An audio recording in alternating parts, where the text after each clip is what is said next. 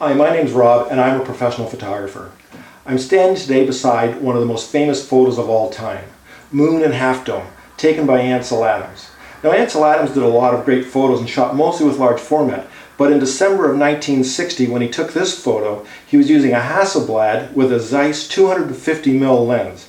Now Hasselblad was a new system then, but it went on to be the industrial standard for decades after that. There was even a saying, there's nothing wrong with your photographs that a new Hasselblad wouldn't fix. Well, I think times have changed, and maybe the saying should change as well. There's nothing wrong with your photographs that a new full-frame camera wouldn't fix. Now, I've been shooting for the last couple of weeks with this new Sony A850. I think this could be the industrial standard that we're all looking for.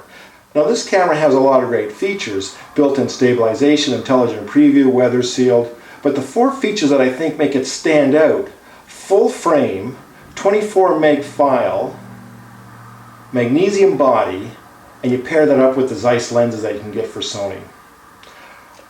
It's a great combination. The great thing about using a full frame camera is that you can use your wide angle lenses. So today I'm using the 16mm fisheye.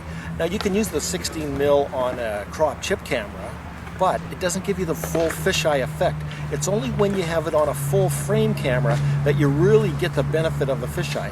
And with a fisheye lens, you get such a unique perspective and a unique view on things. It's a great lens to have in your kit.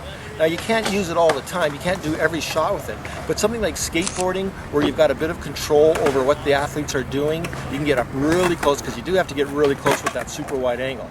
But with a 16mm lens on a full frame, it's got that fabulous fisheye effect, which is what you want. That's one of the benefits of switching to a full frame camera, fisheye lens. On the Sony, it's the 16mm 2.8, and on the skateboarding, I was shooting maybe 2,000th of a second at f4 or 5.6. I'm not so concerned about depth of field, I'm really just trying to stop the action.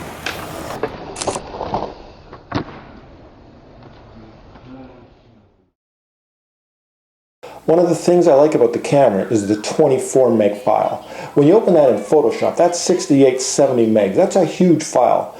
I find that if you're going to submit to a magazine, a newspaper, or even to Getty Images, you've got to resize every photo. Now, if you're going to resize, why not recrop and clean up the image a little bit?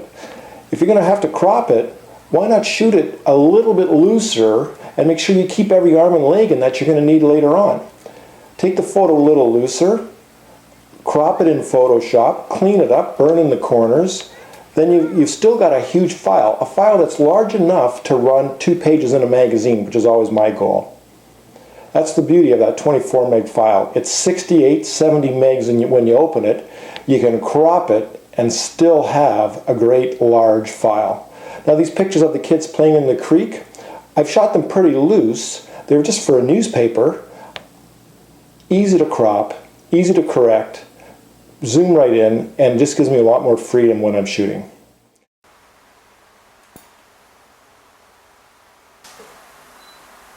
Okay, just brush the hair away. Yep. Great. Good. And chin down just a little bit. Perfect. Chin up just a touch. That's great. Good. Move the hair away from your eye for a sec. Yep. Perfect. Great. Good. Perfect. Yep, yep, nice smile. Good. Couple with your lips together.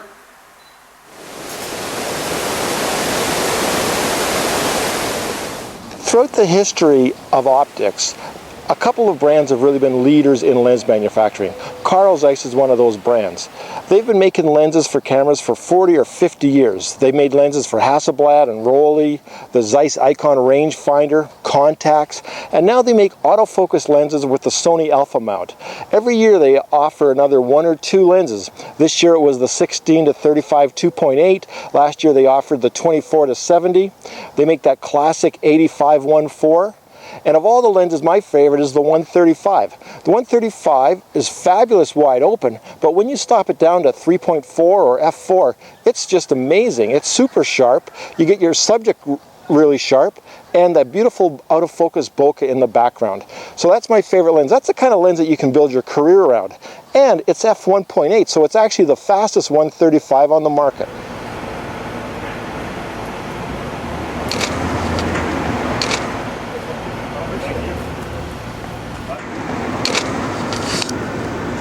Good, very good. Great, good, looking right here, right in the lens. Okay, you're doing great.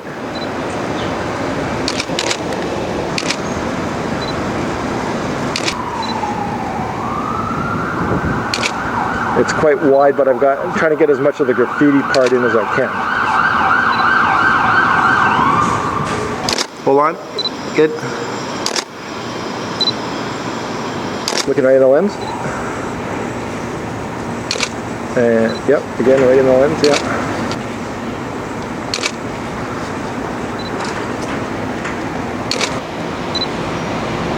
Okay, just hold right there. Just hold that, yeah. Okay.